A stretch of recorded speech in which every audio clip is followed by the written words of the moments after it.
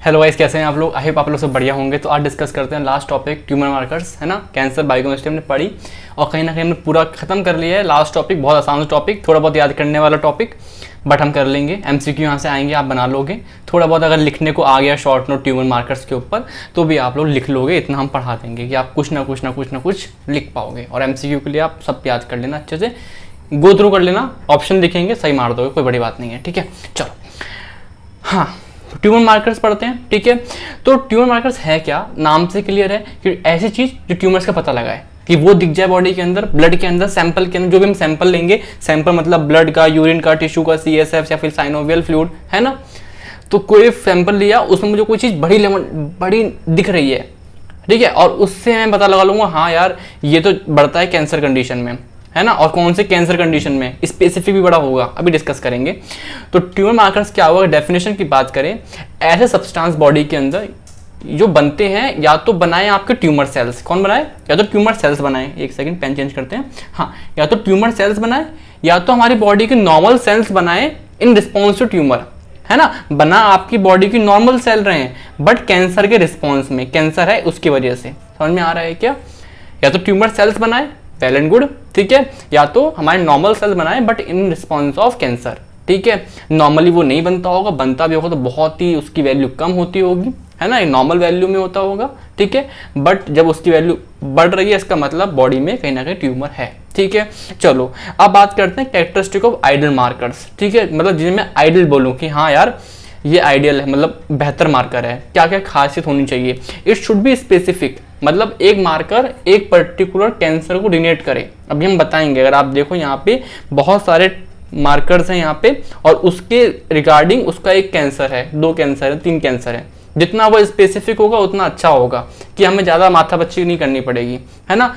तो स्पेसिफिक होना चाहिए बहुत ज़्यादा, समझ में आ रहा है। और not present in healthy individual, एक हेल्दी नहीं प्रेजेंट होना चाहिए। फिर मतलब ही क्या है, फिर हम कर ही क्यों रहे हैं? या तो उसकी वैल्यू हो तो बहुत ही लो कंसेंट्रेशन में हो, ठीक है, फिर करने का मतलब क्या रह जाएगा ना, अगर वो हेल्दी इंडिविजुअल में है।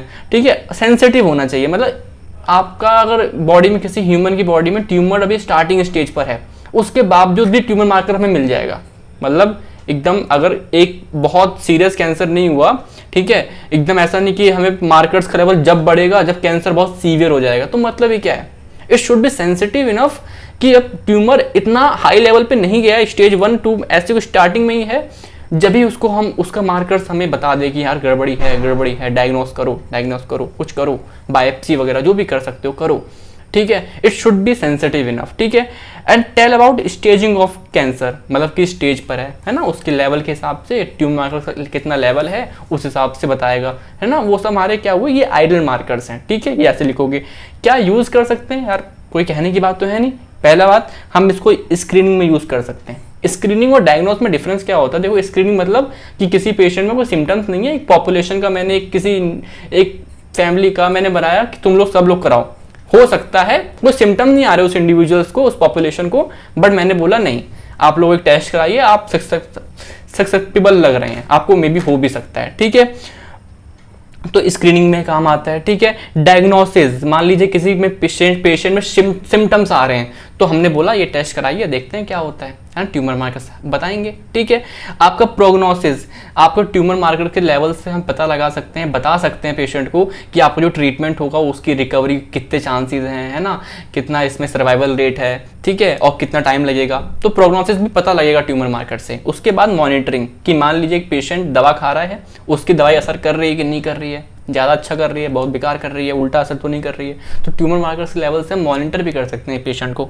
ठीक है, ऐसा तो नहीं है ना दवा दे दी बजाओ घूमो जाके, नहीं, उसका रेगुलरली मॉनिटर करना ही बहुत जरूरी है यार। ठीक है, चलो आगे डिस्कस करते हैं। अब आते हैं क्लासिफिकेशन। बहुत सारे ट्यूमर मार्कर्स हम एक के बाद पढ़ाऊंगा मैं तो सिर्फ बोलूंगा ही, ठीक है, उससे ज़्यादा इस तरीके से नहीं समझा सकता डिटेल में, वो आगे चल के आप थोड़ा और डिटेल में पढ़ोगे पैथोलॉजी वगैरह में। ठीक है, पैथोलॉजी में बहुत डिटेल में पढ़ना है, हर टॉपिक में ट्यूमर है ना, बहुत कुछ पढ़ना है सेकेंड ईयर में। चलो क्लासिफिकेशन, पहला आएगा ऑनकोफीटल एंटीजन। देखो क्या होता है, कुछ चीज़ें ऐसी होती हैं, कुछ एंटीजन ऐसे होंगे आपकी बॉडी में जो फीटल लाइफ में, एक बच्चे फीटस होगा, जब वो बन रहे होंगे उनका कुछ काम होता है, बट वो इंसान, वो फीटस जब उसका जन्म हो जाता है उसके बाद वो एंटीजन नहीं बनता है, बनता भी है तो बहुत कम बनता है, बट किसी किसी कैंसर कंडीशन में वो वापस से बनने लगता है, वो वापस से बनने लगता है। तो एक अच्छा मार्कर हुआ ना, जैसे कि समझो अल्फा फीटोप्रोटीन, ये नॉर्मली फीटस में बनता है, बट ह्यूमंस के अंदर बहुत ही कम लेवल में लीवर बनाता है, बहुत ही कम लेवल में, है ना। लेकिन इसका लेवल अगर बड़ा मिल रहा है एक अडल्ट में, है ना, फीटस में तो होगा लेकिन अडल्ट में बड़ा मिल रहा है, इसका मतलब कुछ कैंसर है। तो हिपेटोसेलुलर कार्सिनोमा यानी कैंसर, मतलब कि लीवर कैंसर, कहीं लीवर सेल्स में कैंसर है, ठीक है। जर्म सेल ट्यूमर, तो ये कुछ हो सकता है ये सब कुछ, ठीक है। इसके बाद एक और होता है, ऐसी याद करो, कार्सिनो इम्यूनिक एंटीजन। तो ये भी आपको कहीं ना कहीं यार ग्लाइकोप्रोटीन है, जो सिर्फ और सिर्फ फीटस में ही मिलेगा। फीटस जब बड़ा हो रहा होगा तो ऐसा कुछ काम होता है एडिशन वगैरह का, बाकी अडल्ट में कोई मतलब नहीं है इसका। बट इसका लेवल फिर भी बढ़ जाता है अडल्ट में, तो यहाँ पे आपका colon rectal cancer, pancreas, lung cancer, stomach, heart में भी केस हो सकता है। समझ में आ रहा है क्या? ध्यान, ट्यूमर मार्कर से हम पूरा कंफर्म नहीं करेंगे, बस हाँ ये दिख जाएगा कि हाँ हो सकता है, उसके बाद हमें फर्दर दूसरे टेस्ट करने पड़ते हैं, ठीक है। चलो हाँ, अब आता है कार्बोहाइड्रेट एंटीजन। तो आपके 3 आएंगे, सी है मतलब कार्बोहाइड्रेट एंटीजन। तो इस 1 to 5 किसके लिए होगा? ओवरिन कार्सिनोमा, है ना, 199/9, ठीक है, पैंक्रियाट के लिए होगा, और 153 किसके लिए होगा? ब्रेस्ट कार्सिनोमा के लिए होगा। ये कुछ नहीं, कार्बोहाइड्रेट के एंटीजन है, अगर ये मिल रहे हैं तो आपको कहीं ना कहीं आपको क्या बोलेंगे, ये वाला पर्टिकुलर कार्सिनोमा होगा। मोस्ट इंपॉर्टेंट है ना, यहाँ से क्वेश्चन आता है यार, बना लोगे, कोई भी ट्रिक बना लो यार, कुछ भी कर लो। जैसे अगर आप सोचो जैसे यहाँ पे 9 बना हुआ है, 9 का उल्टा कर दो तो पी फॉर पैंक्रियाटिक, है ना। यहाँ पे 3 है, 3 मतलब लग रहा है बी जैसा लग रहा है ना, बी 3 बन रहा है बी जैसा, तो ब्रेस्ट कार्सिनोमा हो गया। समथिंग अपने एंड पे ट्रिक बनाओ, वो आपको याद रहेगी। कोई आपको ट्रिक बता दे, उससे अच्छा है कि आप ट्रिक बनाओ तो आपको याद भी रहेगी, हाँ इस सेंस से बनाई थी। बाकी ठीक है, बता दिया मैंने थोड़ा बहुत, तो है ना। अब कुछ हार्मोन्स के रिसेप्टर्स का लेवल बढ़ जाता है, ठीक है। तो जैसे कि अब सिंपल सी बात है, जैसे ह्यूमन क्रोनिको गोनाडोट्रोपिस मेल में होता है, फीमेल में भी होता है, बहुत ही कम वैल्यू होती है। बट फीमेल जब प्रेगनेंसी में तो उसके लेवल बहुत ज़्यादा बढ़ जाता है, वो तो हम बात नहीं कर रहे, वो तो नॉर्मल है। बट मेल के अंदर, फीमेल के अंदर इसका लेवल बढ़ रहा है और प्रेगनेंसी एक रीज़न नहीं है, तो कहीं ना कहीं कौन सा वाला है? बीटा वाला, बीटा, ठीक है। तो कहीं ना कहीं बोलेंगे कार्सिनोमा है। कार्सिनोमा मतलब बहुत ज़्यादा सेल हो गए, इसका मतलब ज़्यादा प्रोडक्शन हो रही है। भाई सिंपल सा, कैंसर मतलब क्या होता है यार? कैंसर मतलब होता है कि आपके अनकंट्रोल ग्रोथ हो रही है ना, अनकंट्रोल ग्रोथ हो रही है। तो एक चीज़ है वो इतनी बड़ी, अब वो इतनी हो गई, तो ज़्यादा चीज़ बनाएगी ना, ज़्यादा हार्मोन बनेंगे, ठीक है। तो क्या होगा? कोरियो कार्सिनोमा बोल देंगे इसको, ठीक है। कैल्सिटोनिन के लिए क्या बोल देंगे? मेडुलरी कार्सिनोमा ऑफ थायराइड, वहां बनता है इसलिए, ठीक है। गैस्ट्रिन के लिए बोल देंगे गैस्ट्रिनोमा, इंसुलिन के बोल देंगे इंसुलोमा। कम होता है तो क्या बोलते हैं? Diabetes mellitus. एक सेकंड, घर से कॉल आ रहा है मेरे, लेकिन अभी मैं काटूंगा, थोड़ा सा घर से कॉल आ गया था। देखते हैं कैसे करते हैं एडिटिंग हम लोग। वैसे मैं करना प्रेफर करता हूँ एडिटिंग, मैं एक बार में पढ़ाना पसंद करता हूँ, बट ठीक है यार, पढ़ा लेते हैं, है ना। थोड़ा देख लेंगे एडिटिंग में, शायद कुछ कर सकते हो, अगर नहीं कर पाएंगे तो दोबारा पढ़ा देंगे, कोई बात नहीं, ठीक है।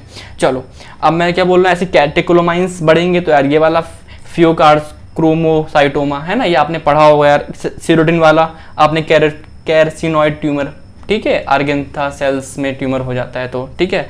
अब कुछ एंजाइम होते हैं, जैसे ALP लेवल बढ़ रहा है तो लीवर में दिक्कत है, या फिर किस में दिक्कत है यार? आपका बोन में दिक्कत है, वहाँ पे कैंसर हो सकता है, मैं बार बोल रहा हूँ। मे बी सम रीज़न की वजह से दूसरे रीज़न भी हो सकते हैं, ठीक है। बट ट्यूमर मार्कर्स एक मार्कर देते हैं, हाँ हो सकता है, ठीक है। LDH का लेवल बढ़ रहा है, आप लोगों के कुछ कमेंट में बताना मुझको ALP और LDH की फुल फॉर्म। मैंने पढ़ा रखी बायोकेमिस्ट्री में और बहुत ही कॉमन है, इसलिए पूछ रहा हूँ, बहुत ही कॉमन इनकी फुल फॉर्म आपको आनी चाहिए, आती तो बताना एक बार।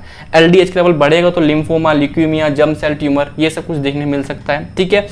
प्रोस्टेटिक एसिड फॉस्फेटेज इंपॉर्टेंट है यार, नाम से क्लियर है, प्रोस्टेट कैंसर में बढ़ेगा, नाम से क्लियर लग रहा है, ठीक है। अब वो लोग हमें याद करना पड़ेगा, वो लोग हमें याद करना पड़ेगा। एक शॉर्ट नोट आएगा तो आपको हर हार्मोन में 3-4 याद कर लो, इसमें 2-3 याद कर लो, इसमें 2-3 याद कर लो, है ना, सारे याद कर लो, अच्छी बात है, कर सकते हो कर लो, ठीक है। एग्जाम में नहीं आता याद, MCQ आएंगे तो कर लेना, इतना पढ़ लो, ठीक है। न्यूरो स्पेसिफिक इनुलेज बढ़ गया, एंजाइम बढ़ गया तो आपका न्यूरोब्लास्टोमा हो गया। तो ये कुछ एंजाइम्स हैं। अब कुछ अदर मार्कर्स भी यार, जैसे कि एक आपका रिसेप्टर है, ठीक है, ये रिसेप्टर है, एक सेकेंड, हाँ क्या है? HER2 मतलब कि ह्यूमन एपिडर्मिस, है ना, ऐसा पर रिसेप्टर होता है, ग्रोथ रिसेप्टर होता है, जो कि कहीं ना कहीं कैंसर सेल्स को बढ़ावा देता है।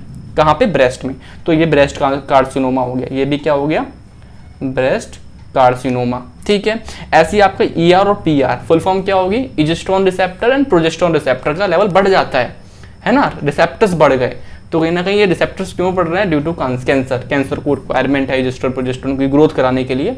ठीक है, तो आपका ये भी क्या होगा, ब्रेस्ट कैंसर।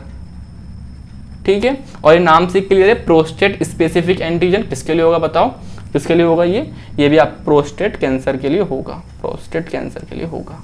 ठीक है, आराम से आप लोग कर लोगे। ठीक है, एक और होता है यार कि आपकी इम्यूनोग्लोबिन का लेवल बढ़ रहा है ना, नॉर्मल नहीं, नॉर्मल तो आपका पॉलीक्लोनल होता है ना, कैसी बढ़ रही है आपकी इम्यूनोग्लोबिन,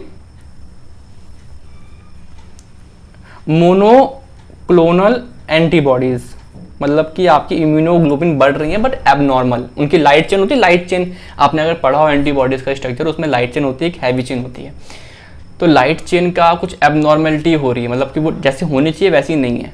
ठीक है, ये कब होता है आपका, जब एंटीबॉडीज है ना, ये कब होता है, जब खराब बनती है इम्यूनोग्लोबिन, मल्टीपल है ना माइलोमा में होता है, मल्टीपल माइलोमा में होता है। समझ में आ रहा है क्या, थोड़ा सा टाइम कितना हो गया, 3 मिनट हो गया, शायद 7-8 मिनट पहले वाली वीडियो में हो, दोनों को मर्ज कर देंगे, कर पाए तो, वरना दोबारा पढ़ा देंगे अगर नहीं कर पाए हम तो। ठीक है, बिकॉज ये मेरा कोई वो मैं कर नहीं पाता हूँ एडिटिंग वगैरह। ठीक है, तो जब डाटा भी लगता है तो दोबारा पढ़ाना ज़्यादा आसान होगा मेरे लिए, अगर ट्राई करते हैं एक बार, कर पाए तो ठीक है, वरना कोई बात नहीं।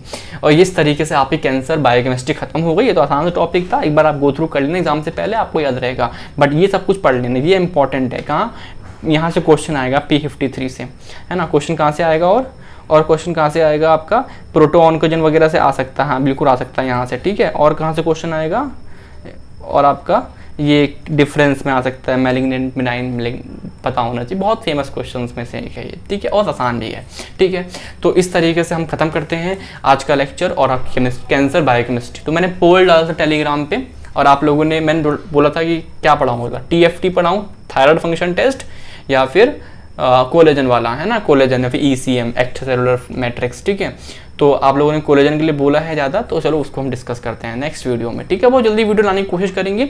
अभी क्या हुआ था, ये वीडियो में कल लाने वाला था, बट जैसे ही वीडियो बनाने गया, मैं नोट्स पहले बना लिए थे, वीडियो बनाने गया, नोट्स मुझे मिले ही नहीं, पता नहीं किस वजह से वो डिलीट हो गए, पता नहीं क्या हुआ, स्टोरेज भर रहा है, उस पर डिलीट हो गए, अपने आप डिलीट हो गए, मुझे बैकअप करने में बहुत टाइम लग गया।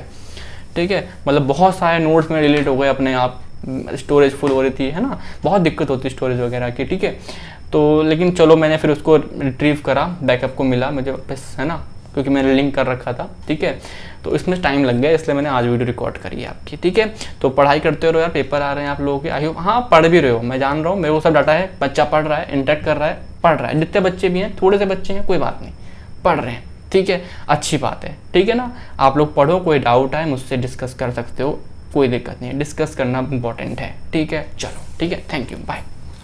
1 मिनट।